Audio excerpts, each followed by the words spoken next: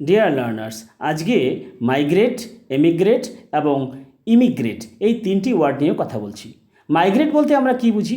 যখন কোনো ব্যক্তি তার নিজের দেশ ছেড়ে বিদেশে যায় বা অন্য কোনো জায়গায় যায় কাজের জন্য, কাজ শেষে সে আবার ফিরে আসে, তার মানে বাইরে সে টেম্পোরারিলি থাকছে, কাজ শেষে ফিরে আসছে, এটাকেই আমরা বলবো কি সে মাইগ্রেট করছে।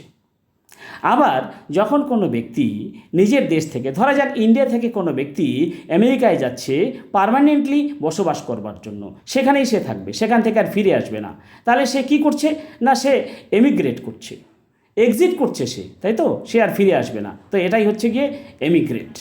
আবার যখন কোনো ব্যক্তি, ধরা যাক কোনো ব্যক্তি আমেরিকা থেকেই ইন্ডিয়াতে আসছে বা তোমার নিজের দেশে আসছে, সেখানে সে পার্মানেন্টলি থাকবে, সেখান থেকে সে আর যাবে না, তো সে কি করছে?